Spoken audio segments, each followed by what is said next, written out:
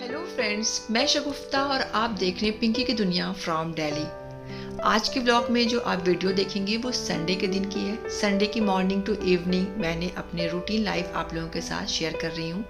Morning में मैंने क्या नाश्ते में बनाया या फिर लंच में मैंने क्या सब बनाया वो सब आप लोगों के साथ शेयर करूँगी। इसके अलावा मैं लाजपत मार्केट भी गई थी, बहुत ज़्यादा नहीं, थोड़ी सी शॉपिंग करनी थी, वो भी डिस्कस करूँगी आप लोगों के साथ, और साथ में कुछ ऑनलाइन शॉपिंग भी आप लोगों के साथ शेयर करूँगी। अगर ये मेरी वीडियो आप लोगों को अच्छी लगती है तो प्लीज़ लाइक के बटन ज़रूर प्रेस कर दें, और अगर चैनल पर नए हैं तो सब्सक्राइब भी कर लें और साथ में बेल आइकन भी ज़रूर प्रेस कर लें।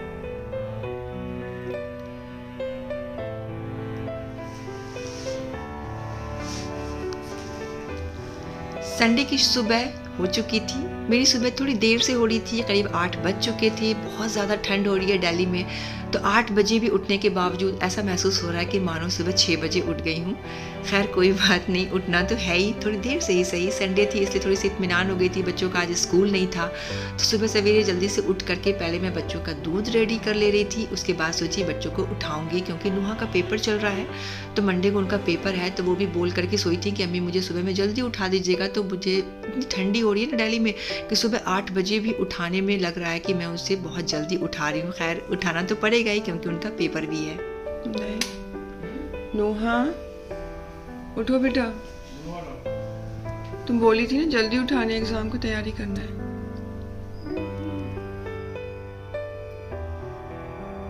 बच्चों को तो मैंने उठा दिया था, लेकिन अरहम तो अभी नहीं उठेंगे। उन्हें तो इस तरीके से कई बार जाकर के आवाज़ देने के बाद वो उठे थे। नुहा उठ गई थी और उसके बाद फिर मैं अपनी चाय बना ली थी। चाय के साथ मैं सोची उसके बाद मैं शुरुआत करती हूँ, और हमेशा मैं चाय पीने के बाद ही सुबह की शुरुआत करती हूँ, और अभी ठंड है तो उसमें तो चाय बहुत ही लाजमी हो जाता है। तो मैंने सबसे पहले अपने लिए चाय बना लिया था। फिर चाय पीने के बाद फिर अपना डेली जो भी रूटीन होती है फिर एज इट इज़ उसी तरीके से फिर रोज़ चलता है। तो सबसे पहले दूध वाले भैया आ जाते हैं रोज़ की तरीके से, तो उस दिन भी संडे में भी आ गए थे सुबह में ही। फिर मैंने दूध को जल्दी से छान करके फिर एक तरफ दूध चढ़ा दी थी और फिर दूसरी तरफ नाश्ता बनाने लग गई थी। नाश्ते में आज उपमा बना रही थी। उसके लिए कढ़ाई में 2 बड़े चम्मच मैंने पहले ऑयल गर्म कर लिया था, और उसके बाद 1 छोटी चम्मच पहले इसमें राई डाल दी। साथ में 1 छोटी चम्मच बिल्कुल क्रश किया हुआ बारीक अदरक, और साथ में 2 हरी मिर्च वो भी बारीक कटी हुई। उसके बाद 2 बड़े चम्मच भर करके बारीक कटा हुआ प्याज डाल दी थी। उसके बाद थोड़ा सा मैंने यहाँ पर मूंग की दाल और थोड़ा सा चना का दाल भी डाल दिया था। ये उपमा में ना बीच बीच में जब आता है तो थोड़ा सा बहुत ही अच्छा लगता है खाने में। तो इसे डालने के बाद थोड़ा सा ताज़ा करी पत्ता भी था। वैसे अमूमन मेरे पास ताज़ा करी पत्ता नहीं होता है, क्योंकि दिल्ली में अभी मैं जिस फ्लैट में शिफ्ट की हूँ वहाँ पे अभी जब पौधा लगाई हूँ तो बहुत अच्छे से करी पत्ता का नहीं हुआ है। लेकिन चूँकि कल मैं ग्रेटर नोएडा गई थी तो मैं वहाँ से ताज़ा करी पत्ता ले आई थी, तो थोड़ा सा करी पत्ता और उसके बाद फिर थोड़ा सा मैंने यहाँ पर हरा मटर और बारीक कटा हुआ गाजर डाल दिया था। साथ में थोड़ा सा नमक डाल करके इसे मिक्स कर दी, और उसके बाद कवर करके इसे 3 से 4 मिनट तक लो फ्लेम पे पका लूँगी, ताकि जो मटर है और जो गाजर है वो थोड़े से सॉफ्ट हो जाए। इस पॉइंट पर आप चाहें तो अपनी पसंद की और भी दूसरी वेजीज भी इस्तेमाल कर सकते हैं, जैसे बीन्स हो गए या फिर कॉलीफ्लावर हो गया, गोभी, वो भी आप डाल सकते हैं। तो मेरे पास बस यही 2 अभी सब्जियां थी तो मैंने इसे डाल दी थी। और उसके बाद 2 से 3 मिनट तक सब्जियों को पकाने के बाद यहाँ पर 1 छोटी कटोरी मैंने बारीक वाला रवा, जिसे सूजी भी कहते हैं, वो मैंने इसमें डाल दी। और उसके बाद इसे कंटिन्यूसली चलाते हुए अच्छे से सूजी को भून लेंगे बिल्कुल सुनहरा कलर आने तक।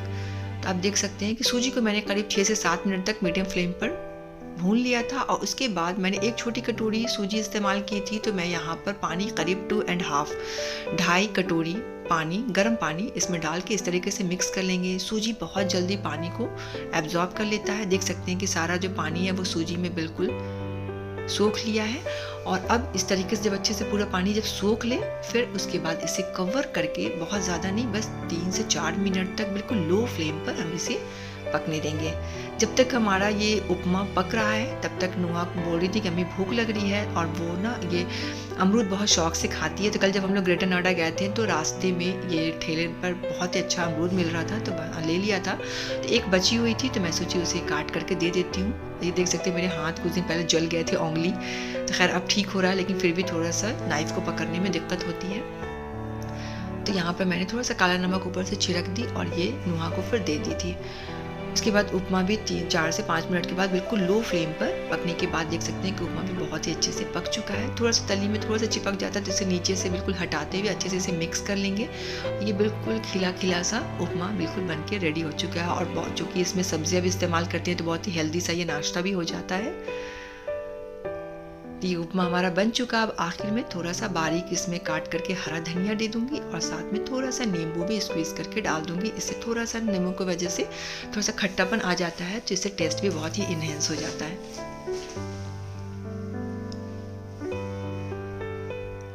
तो ये उपमा बिल्कुल रेडी हो चुका था। फिर मैंने उपमा अपने हस्बैंड को दे दिया। जब तक मैं इधर नाश्ता तैयार करी तब तक हस्बैंड भी अपना ब्रश करके उठ चुके थे। तो फिर इनको मैंने नाश्ता दे दिया। और जब तक मैंने इनको नाश्ता दिया और चाय भी चढ़ा दी थी, जब तक मैंने सोची कि थोड़ी सी दाल भी चढ़ा देती हूँ लंच के लिए। तो लंच में मैं यहाँ पर तुअर का दाल, जिसे अरहर की दाल भी कहते हैं, तो उससे पहले मैं थोड़ा सा इसे ड्राई रोस्ट कर लेती हूँ और उसके बाद फिर मैं इसे धो करके इसमें पानी डाल दिया और फिर हल्दी और मिर्च और थोड़ी सी नमक डाल करके इसे 4 से 5 सीटी दे करके दाल को उबाल लेंगे, गला लेंगे। तुअर के दाल को थोड़ा सा अगर आप ड्राई रोस्ट कर दें तो इसकी वजह से इसकी दाल का टेस्ट बहुत ज़्यादा इन्हेंस होता है, थोड़ी इसमें सौंधा सा खुशबू भी आ जाता है। तो एक तरफ मैंने दाल चढ़ा दी, दूसरी तरफ चाय भी तैयार हो चुकी थी। तो फिर मैंने चाय भी डाल दिया और ये अब मेरी ये दूसरी चाय हो रही थी और हस्बैंड की पहली। इधर नोहा के लिए भी मैंने यहाँ पर ब्रेड ऑमलेट कर दिया था तैयार और अरहम अभी तक नहीं उठे थे। तो खैर नोहा को भी मैंने नाश्ता दे दिया ये ब्रेड ऑमलेट। और फिर मैं अपनी चाय लेकर के थोड़ा सा मैं बालकनी की तरफ निकल गई थी। थोड़ा सा देख सकते हैं बाहर में भी ठंडी ठंडी बहुत ही हवा चल रही है। अभी वक्त करीब 9:30 बज चुका था, लेकिन जब बाहर बालकनी में निकलो तो ऐसा लग रहा था कि सुबह में अभी 6-7 बजे का वक्त हो रहा है। और ये मैं यहाँ पर देखिए थोड़ा सा मैंने पालक इसमें लगा दिया था गमले में और एक दूसरे गमले में मैंने धनिया लगा दिया था। धनिया थोड़ा सा देर से लगता है निकल रहा है और पालक थोड़ा सा ज़्यादा निकल चुका है। और यहाँ पर एक गुलाब भी खिला हुआ है। अच्छा, माली जो आया था हमारे यहाँ उसने कहा था कि इस एरिया में जो आप रहती हैं यहाँ पर गुलाब नहीं खिलते हैं, गुलाब नहीं लगते हैं। तो खैर मैंने 3 पौधा गुलाब का लगाया है, देखती हूँ कि कब तक ये रहते हैं। खैर फूल इसमें कली पहले से थी तो ये खिल चुकी है। कपड़े भी बिल्कुल भी नहीं सूख रहे हैं, आजकल बहुत ज़्यादा ठंडी हो रही है। कल की फैले हुए कपड़े हैं, अब लगता है आज भी इसे दिन भर यहीं पर छोड़ना पड़ जाएगा। और ठंडी ठंडी हवा चल रही है, बहुत ही ज़्यादा सर्द हो रही है। तो खैर उसके बाद फिर मैं आप लोगों के साथ दिखाती हूँ कि फिर मैं लाजपत मार्केट गई थी। तो मैं सोचा आप लोगों के साथ थोड़ी सी शॉपिंग भी शेयर कर ही लेती हूँ। तो मैं तो लाजपत गई थी, बहुत ज़्यादा तो नहीं लेना था, मुझे एक कर्टन लेना था क्योंकि लास्ट टाइम मैं वहाँ जा कर के कर्टन भी ली थी तो उसी का कुछ मैचिंग करना था मुझे। तो लाजपत जब गई थी तो यहाँ पर एक सीता फैब्रिक्स का बहुत अच्छा दुकान था, यहाँ पर से रेडीमेड मैंने डी डेकोर का पर्दा उठाया था। इस तरीके से लास्ट टाइम मैं ये ली थी, इस तरह से मैचिंग कर करके। अच्छा, लास्ट टाइम जो मैंने कर्टन जा करके लाई थी तो मैं इस तरीके से कुछ मैचिंग करके मैंने अपने कर्टन लगाया था। तो यहाँ पर देख सकते हैं आपकी मैंने थोड़ा सा एक प्लेन था लाइन से और फिर उसके बाद बीच में मैंने इस तरीके से नेट वाला पर्दा लगाया था। तो एक प्लेन एंड एक नेट अल्टरनेट करके लगाई थी। बट जैसे जैसे हम इस तरफ पहुँचते हैं तो दरवाजे के पास मुझे यहाँ पर कुछ ज़्यादा गैप लग रहा था। तो मुझे ऐसा लगा कि यहाँ पर जो बीच का जो एरिया है ये वाला, तो यहाँ पर भी एक अगर नेट वाला कर्टन लगा दें तो ज़्यादा बेहतर लगेगा। तो इस वजह से फिर मैं वहाँ पर जा कर के मैंने ये नेट वाला फिर पर्दा मैं लेकर के आई थी।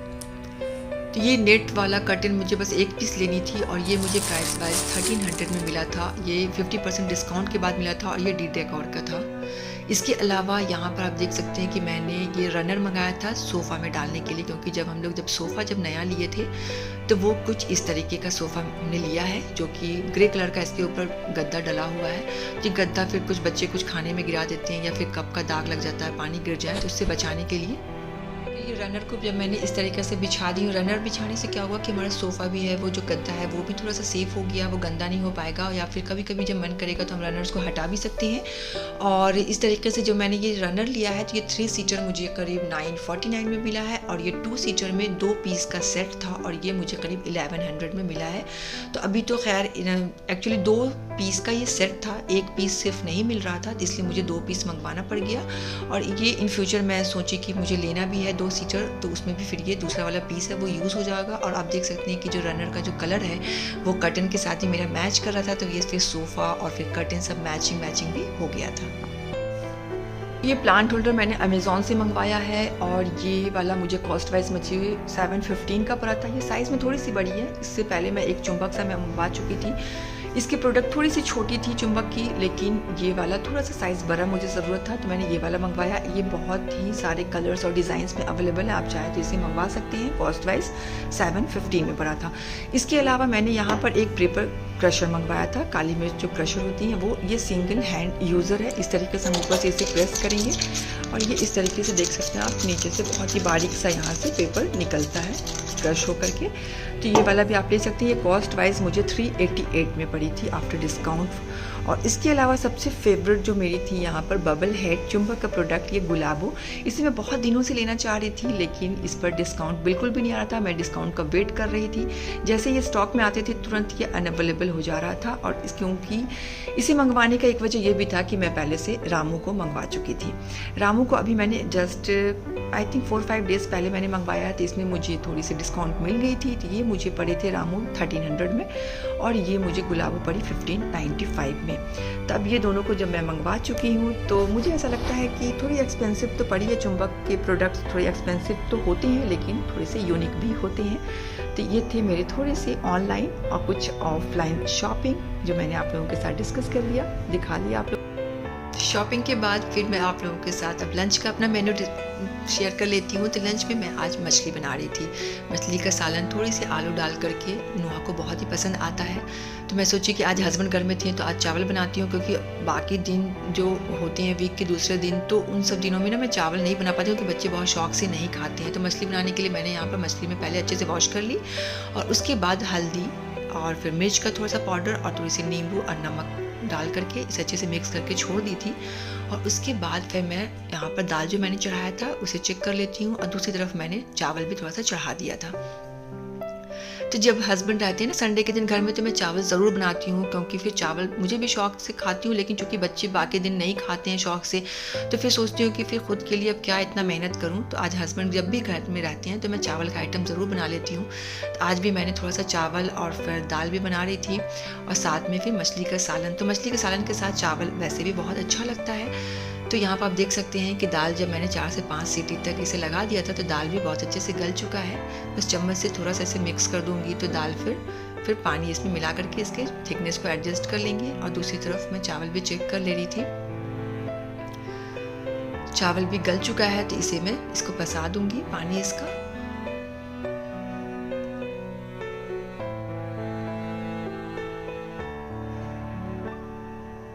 दाल भी देख सकते हैं इसी तरीके से चम्मच से बस चलाते हुए मैं थोड़ा चला दी हूँ कि बहुत ज़्यादा जो गल जाते हैं दाल तो मुझे वो बहुत ज़्यादा नहीं पसंद आते हैं। थोड़ी सी दाने इसके थोड़े से साबुत भी रहते हैं एक बीच बीच में, तो वो अच्छा लगता है मुझे ज़्यादा। तो मैं इसी तरीके से ज़्यादा दाल बनाती हूँ डेली वेज में।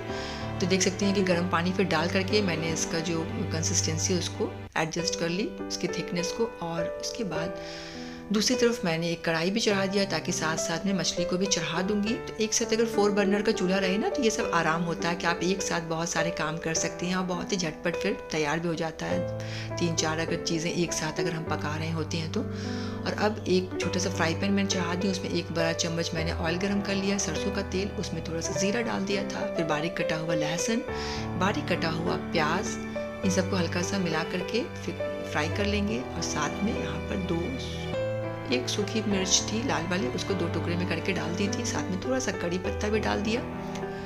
ये अच्छे से जब क्रैकल होने लग गया, कड़ी पत्ता अच्छे से पक गया, फिर फ्लेम को ऑफ कर देंगे और इसमें थोड़ी सी लाल मिर्च डाल के मिक्स करने के बाद फिर दाल में मैंने तड़का लगा दिया था।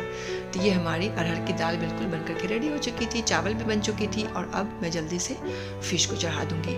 तो तेल यहाँ पर गर्म हो चुका था, तो इसमें मैं एक आलू को इस तरीके से स्लाइस में कट करके बस हल्का सा शैलो फ्राई करके निकाल लूँगी। आलू जब डाल के मैं फिश में बनाती हूँ तो वो नुहा को बहुत ज़्यादा पसंद आता है, मुझे भी अच्छा लगता है आलू। इसका टेस्ट भी आलू का कुछ मछली के साथ जब बनता है ना तो बहुत ही डिफरेंट हो जाता है, फिर वो अच्छा लगता है। तो इस तरीके से फिर मैंने आलू को शैलो फ्राई करके निकाल लिया था और फिर फिश को भी इसमें डाल करके बहुत ज़्यादा नहीं फ्राई करूँगी, बस हल्का सा इसे भी दोनों तरफ से बस शैलो फ्राई कर लिया। इससे क्या होता है कि बस जो हमने नींबू और नमक वगैरह डाल के रखा था बस उसकी टेस्ट इसमें आ जाता है। तो उसकी वजह से ये बहुत ज़्यादा अगर मैं फ्राई कर दूँगी ना तो फिर इसकी ग्रेवी जो है वो बहुत अच्छे से फ़िश के अंदर नहीं जा पाती है मसाला। तो उसकी वजह से मुझे वैसा लगता है कि बहुत ज़्यादा मैं फ्राई करके फ़िश को नहीं पकाती हूँ। मैं इसी तरीके से बस हल्का सा शैलो फ्राई कर देती हूँ और झटपट ये बन भी जाती है, बहुत कम वक्त लगता है और अच्छे से मज़ेदार ये फ़िश करी बन के तैयार हो जाती है। तो अब यहाँ पर उसी बचे हुए ऑयल में मैंने एक मीडियम साइज़ का प्याज डाल के हल्का सा मैंने उसे सौते कर लिया। फिर 1 चम्मच लहसुन का पेस्ट और 2 चम्मच यहाँ पर प्याज का पेस्ट, 2 चम्मच भर करके मैं कश्मीरी लाल मिर्च का पाउडर, आधी छोटी चम्मच हल्दी का पाउडर और आधी छोटी चम्मच देगी मिर्च का पाउडर और 1 छोटी चम्मच यहाँ पर ज़ीरा का पाउडर। इन सारे मसालों को डाल करके अच्छे से सारे मसाले को भून लेंगे। इस तरीके से जब हम मछली बनाते हैं ना तो बहुत जल्दी भी बन जाता है और बहुत ही टेस्ट भी कुछ डिफरेंट सा हो जाता है। एक बार आप ज़रूर इस तरीके से बना करके देखिएगा, बहुत ही मज़े का बनता है। और यहाँ पर जब थोड़ा सा मसाले जब भून गए तो फिर मैंने यहाँ पर एक मीडियम साइज़ का टमाटर को पीस करके उसे भी ऐड कर देंगे। और टमाटर डालने के बाद फिर अगेन हम इसे अच्छे से भून लेंगे। और फिर जब देख सकते हैं कि इसमें ऑयल सेपरेट होने तक हमें इसे भूनना है। और बीच में थोड़ा सा नमक भी मैंने डाल दिया। नमक ध्यान से डालेंगे क्योंकि हमने मछली को भी फ्राई करने में नमक यूज़ हुआ है, क्योंकि जब हमने मैरिनेट किया था मछली तो उस वक्त भी नमक डाला था। तो अब ये मसाला जो है बहुत अच्छे से हमारा भून चुका है, ऑयल भी इसकी सेपरेट हो चुकी है। तो यहाँ पर फिर मैंने गर्म पानी डाल दिया था। गर्म पानी डालने से क्या होता है कि फिर जल्दी इसमें पानी में उबाल आ जाता है। और यहाँ पर मैंने पानी ऐड करने के बाद करीब यहाँ पर 1.5 गिलास मैंने पानी ऐड किया था। और उसके बाद फिर मछली जो हमने फ्राई किया था और आलू फ्राई किया था उसे डाल दी थी। साथ में थोड़ा सा मैंने मटर भी डाल दिया था। और उसके बाद इसे 20 से 25 मिनट तक हम इसे इसी तरीके से बिल्कुल पका लेंगे। मछली को जिस मैंने डाली थी उस वक्त मेरी थोड़ी सी वीडियो में प्रॉब्लम हो गई थी, इस वजह से मैं उसे शूट नहीं कर पाई थी। और उसके बाद जब तक मेरी मछली उधर पक रही थी तो यहाँ पर फिर मैंने जल्दी से सरसों का साग 1 रोज़ पहले लाए थे। हालांकि मछली के साथ सरसों के साग का कोई कॉम्बिनेशन नहीं बनता है, लेकिन मैंने सोचा कि फिर अगर नहीं बनाऊंगी तो फिर साग ख़राब हो जाएगा। तो मैंने यहाँ पर सरसों के जो पत्ते हैं उसे अच्छे से निकाल करके वॉश कर ली। और उसके बाद फिर थोड़ा सा लहसुन और हरी मिर्च और थोड़ी सी पानी डाल करके इसे उबाल लिया था। इसे उबालने के बाद इसे पीस लेंगे। और उसके बाद फिर एक कढ़ाई में 2 बड़े चम्मच सरसों का तेल गरम किया और थोड़ी सी ज़ीरा और उसके बाद बारीक कटा हुआ लहसुन और हरी मिर्च डाल करके और थोड़ा सा प्याज को भी बारीक काट के इसमें ऐड कर देंगे और इसे अच्छे से भून लेंगे। उसके बाद 2 सूखी मिर्च भी मैंने डाल दी। जब ये सब अच्छे से भून गए फिर जो हमने साग को बॉयल करके पीस लिया था उसे इसमें डाल करके और कंटिन्यूसली चलाते हुए इसे अच्छे से भून लेंगे तब तक कि जब तक कि इसमें ऑयल ना सेपरेट हो जाए। और साथ में बीच में इसमें थोड़ा सा मैं घी भी डाल दूंगी। और साथ में यहाँ पर जब भून जाए अच्छे से फिर इसमें नमक हम ऐड करेंगे, क्योंकि साग जो है वो भूनने के बाद थोड़े से हो जाते हैं और अगर हम पहले नमक डाल दें तो कभी कभी क्या होता है कि साग में नमक फिर ज़्यादा लगने लग जाता है। तो इसके लिए मैंने थोड़ा सा नमक मैंने ऐड किया था टेस्ट के अकॉर्डिंग। और उसके बाद थोड़ी सी मैंने यहाँ पर देसी घी भी इसमें डाल दी थी। देसी घी डालने के बाद इसे अच्छे से भून लिया। आप देख सकते हैं कि साग हमारा बहुत अच्छे से भून चुका है और ये हमारा सरसों का साग भी बिल्कुल रेडी हो चुका था। अब दूसरी तरफ हम मछली के सालन को भी एक बार चेक कर लेते हैं। तो मछली का सालन भी बिल्कुल हमारा, मैंने इसे करीब 20 से 22 मिनट तक मीडियम फ्लेम पे मैं पकाई थी। और आखिर में थोड़ा सा बारीक कटा हुआ हरा धनिया इसमें डाल देंगे। इससे थोड़ा सा ये कलर वाइज भी देखने में बहुत अच्छा प्यारा सा लगता है और हरा धनिया की वजह से इसकी टेस्ट और इसकी फ्लेवर भी बहुत ही ज़्यादा इन्हेंस होती है। तो ये हमारा मछली का सालन बिल्कुल बन करके रेडी हो चुका है। और इसकी थिकनेस भी देखें, ग्रेवी की बहुत ज़्यादा मैंने नहीं सुखाया है, क्योंकि चावल के साथ खाएंगे तो थोड़ी सी पतली ग्रेवी होती है तो अच्छी लगती है। आलू भी गल चुका है। अगर आप चपाती के साथ खा रहे हो तो थोड़ा सा सालन को और थोड़ा सा गाढ़ा कर सकते हैं। फ्लेम को ऑफ करके यूं ही करीब 5 से 7 मिनट तक छोड़ दूंगी। और दूसरी तरफ जल्दी से फिर मैंने रोटी भी सेक लिया, क्योंकि लंच का वक्त हो चुका था। जब आप इतनी सारी चीज़ें बनाने लगे तो थोड़ा सा देर तो हो ही जाता है। तो करीब 2 से 2:30 बजे का वक्त हो गया था। तो फिर मैंने जल्दी फिर मैंने लंच भी निकाल दिया था। तो ये थी मेरी आज लंच की मेनू। और नाश्ता भी मैंने आप लोगों के साथ शेयर कर दिया था। और ये था मेरा लंच में चावल, फिश करी, दाल, फिर चपाती और साग।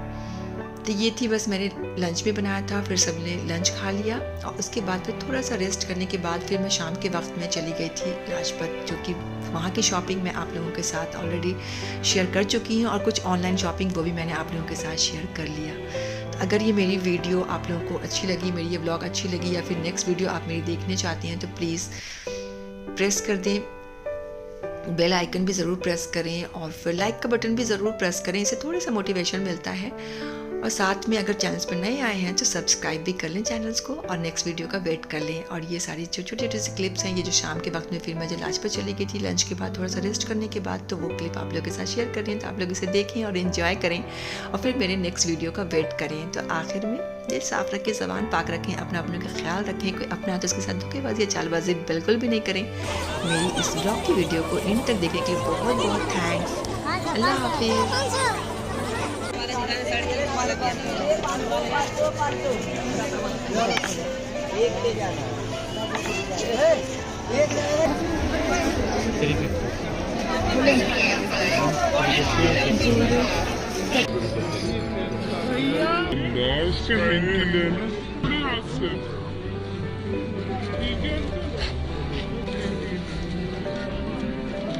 Ya, bir kavga oldu. Nasıl bir soru var ya?